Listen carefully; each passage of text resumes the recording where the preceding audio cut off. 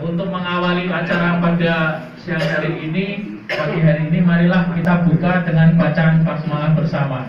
Bismillahirrahmanirrahim.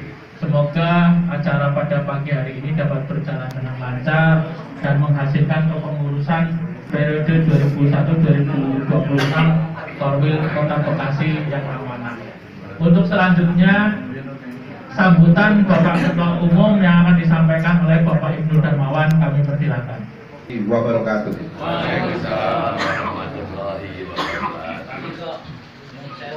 Bapak-bapak, ibu-ibu yang saya hormati, pada kesempatan ini saya tadi sesuai dengan jadwal dari sekretaris bahwa memberikan sambutan dan arahan. Sebelumnya saya akan memperkenalkan diri. Nama saya Ibnu Darmawan. Karena di sini saya lihat bapak-bapak banyak yang baru dan saya baru melihat. Nama Ibnu Darmawan. Saya pensiunan tentara. Pensiunan tentara dengan pangkat Mayor Jenderal TNI Purnawirawan. Pensiun sejak 1 Agustus 2016.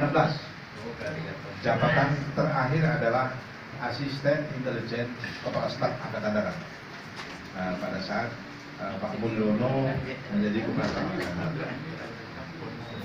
Kemudian saya punya istri satu, anak dua. Kedua-duanya anak saya ini putri, dua-duanya dokter. Yang satu sudah jadi tentara, pangkat Balok 2 atau Letnan 1. Sekarang ada di Ambon, karena suaminya dinasnya di Batalion Infanteri 733 Ambon. Kemudian yang kedua, ini dokter tapi belum di wisuda, jadi tinggal menunggu wisuda, ada di Palembang. Asal saya itu dari desanya Desa Kretek, Kecamatan Prowokele, Kabupaten Kebumen. Tetapi bapak saya asalnya dari Banyuroto. Nah, di Banyuroto, Karanganyar Ngidul, Meles, belok ke kiri. Nah, di situ ada Desa Banyuroto, kecamatannya kalau nggak salah Adimulyo. Nah, tadi sama Mas yang dari Adimulyo, kita ini juga berdekatan. Saya ditunjuk oleh teman-teman untuk menjadi ketua. Sebetulnya saya tidak ambisi, namun karena kita berasal dari sana, Pak Buya juga udahlah dengan saja ya. Saya siap. Mari kita sama-sama sebelum bekerja sama. Nah, tujuannya organisasi ini adalah sosial, untuk sosial. Karena apa? Bapak-bapak, ibu-ibu, teman-teman kita yang asalnya dari Kabupaten Kebumen, ternyata di Jabodetabek ini banyak sekali. Makanya mari kita buat paguyuban yang konon atau katanya selama ini sudah ada, namun vakum. Nah, sehingga dari Pak Buya yang pernah jadi bupati dan sebagainya, nah kita supaya membentuk kembali, sehingga ada perkumpulan untuk sosial. Nah, tujuannya ini tadi untuk sosial, maka rencana kita itu, kalau misalnya ada keluarga kita yang sakit misalnya ya, sakit, kemudian diopname di rumah sakit, mohon nanti dilaporkan atau diinformasikan ke Korwil masing-masing, sehingga nanti kita bisa memberikan bantuan. Kalau sakit itu 250.000 rupiah. Kalau ada kematian, kemalangan, maka kita akan membantu sebesar 1 juta rupiah. Nah, untuk dana seperti ini kan kita makanya perlu iuran. Nanti per orang, per bulan itu 10.000. Nanti ini oleh Korwil masing-masing.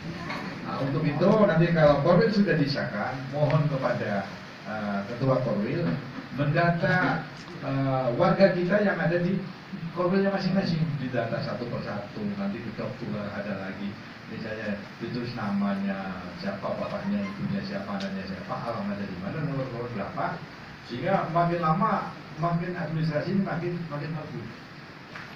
Nanti juga saya yang di Palembang, di Lampung, di Jambi, saya juga informasikan seperti itu, karena teman-teman kita banyak. Nah, kemudian yang saudara kita yang ada di Jabodetabek ini kan banyak yang usaha yang berhasil. Nah, nanti tujuannya adalah membantu masyarakat yang ada di kampung masing-masing. Contohnya misalnya, yang sudah berhasil ya, Mas Dadiono. Mas Dadiono ini sebagai pengusaha ikan bakar, ayam bakar. Satu hari itu bisa menghabiskan 2.000 ekor. Nah, ini kan peluang 2.000 ekor. Otomatis nanti kita pengurus, mungkin ada saudara-saudara familinya ada di misalnya kampung masing-masing, punya ayam misalnya pedaging, bisa berapa? Nanti kumpulkan. Kalau bisa 2.000 dari sana, maka Mas Dediono mau mengambil dari kampung kita. Dikumpulkan di sana di Kebumen, dari kampung kita, kemudian akan dibawa ke sini. Ini peluang bagi kita ya, saudara-saudara kita. Nanti diumumkan, sehingga orang saudara-saudara kita yang ada di kampung sana, misalnya bisa beternak ayam itu yang sudah beternak, tidak ada penjualannya, bisa ke tempatnya Mas Dediono. Ini satu. Yang kedua juga kemarin saya sampaikan, rencana beras. Beras kalau misalnya 1 bulan berapa ton, katakanlah 10 ton, maka Mas Dediono mau koordinasi dengan pengusaha beras yang ada di Kebumen. Nanti kalau bisa mengepul sekitar 10 ton bisa, ya ambilnya dari sana. Tetapi kualitasnya sesuai dengan yang diharapkan oleh Mas Dediono. Termasuk satu besek atau kalau tempat kita pada piti ya. Piti itu yang biasanya bungkusnya pakai kertas akan diganti dengan piti. Nah, nanti kalau misalnya ada, misalnya masyarakat sekitar kita yang bisa membuat piti dengan ukuran panjang kali lebarnya itu 18 cm, itu harganya akan dibeli Rp1.600. Iwak Mas. Termasuk yang lain, ya masih banyak lagi ya, Mbak Sugiyati itu juga UMKM, kerajinan-kerajinan tangan yang bisa dibuat dari sana batik dan sebagainya. Kalau tidak ada pemasarannya, buat keripik, lanting dan sebagainya, nanti bisa ditampung di sini, sehingga pemasarannya tidak hanya di kabupaten kita. Seperti itu, saling koordinasi, kita saling kerjasama yang baik, sehingga mari kita maju bersama. Maju bersama, persetujuan selamanya ataupun sepanjang masa. Itu harapan kita. Salawase ya. Itu tujuan-tujuan yang seperti itu.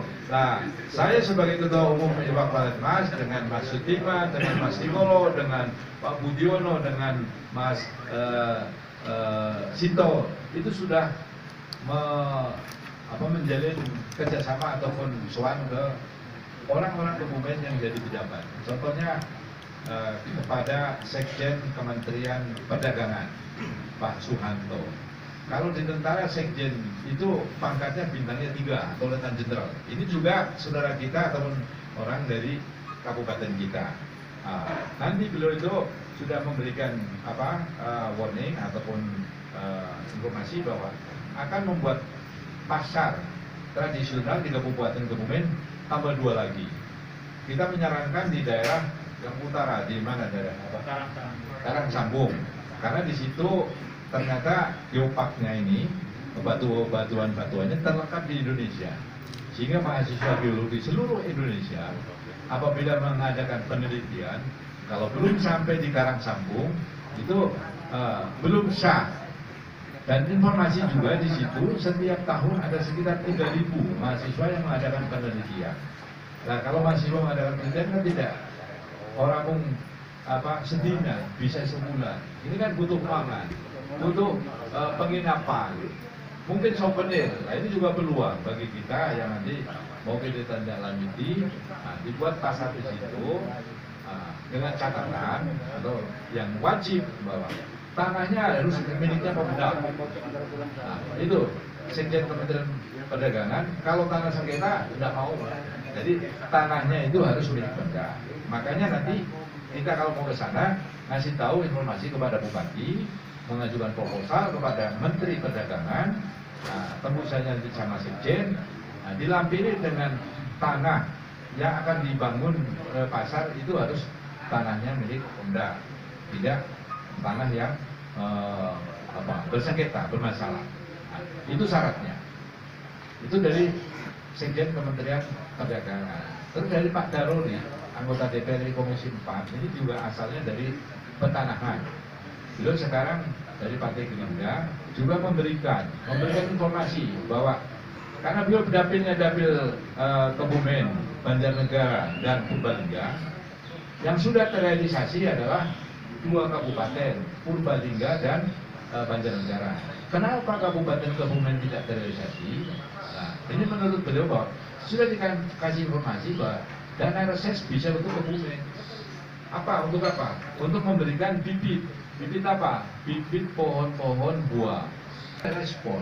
Malah ngomongnya orang main. Itu kan yang di ke hubungan kan, duduk duitnya Pak Daluri, duitnya negara.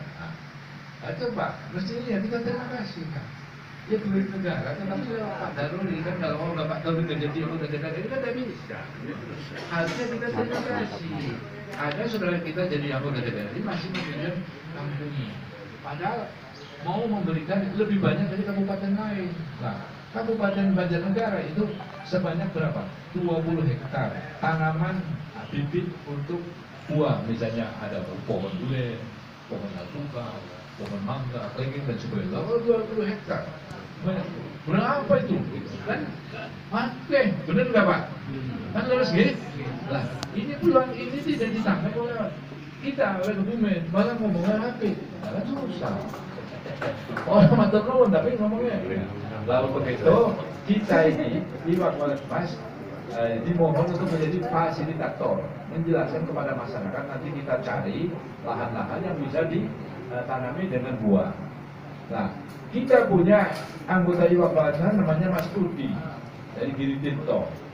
Itu termasuk manajernya Trubus. Nah ini secara ini pinter. Teknik bagaimana menanam buah-buahan pinter, dagang buah-buahan pinter banget. Nah ini peluang. Ini orang-orang satu di sana. Orangnya pinter, terus kemudian semangatnya ada. Nah, terus apa? Dia masalah buah bisa menyalurkan. Ini peluang. Nah makanya nanti kalau misalnya saudara-saudara kita mau menanam buah, nanti teknis bagaimana cara menanamnya dari Mas Budi. Mas Budi, karena apa? Pak Buyar sebagai mantan bupati pernah punya pengalaman kurang baik juga. Masyarakat dikasih bibit banyak-banyak, orang ditandur. Nah inilah masyarakat kita. Kenapa tidak ditandur? Nah, jadi ada kekecewaan. Makanya saya benar di mana-mana kita saling. Teknisnya bagaimana? Sebelum dikasihkan, ya kita kumpulkan masyarakat itu, kasih pelajaran pada Mas Budi. Buat lubangnya berapa, pupuknya ataupun di dalam apa saja. Setelah itu bagaimana menyiangi bunga, teman di pohon-pohon dan dipotong di mana. Setelah misalnya panen untuk dijual kemana. Nanti sampai ke situ teknis, kembali kepada teknis. Nah kalau masyarakat kita sudah mengerti, coba ya, ini suatu peluang. Contohnya 3 hari yang lalu sama Mas Dimas sama Mas Nikolo itu saya ke tempatnya ke Demanya Pak Buyar. Ada pohon alpukat yang tingginya cuma 1,5 meter. Aku hitung, boleh bilang 32. Nah, saya pikir kalau jaraknya cuma 5 meter, 1 hektar berarti 100 dibagi 20 kan 400 pohon. Kalau satu pohon 30, nah 400 kali 30, itu kan banyak pohon buahnya. Kalau satu ini kilo 4 buah, harganya 40.000, berarti satu buah 10.000.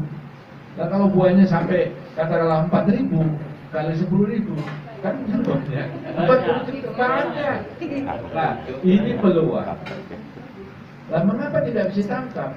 Nah sekarang bibit dari Pak Daluri untuk menanam diberi. Kita hanya berumat. Terus orang gelem kan bodoh. Waduh, benar enggak?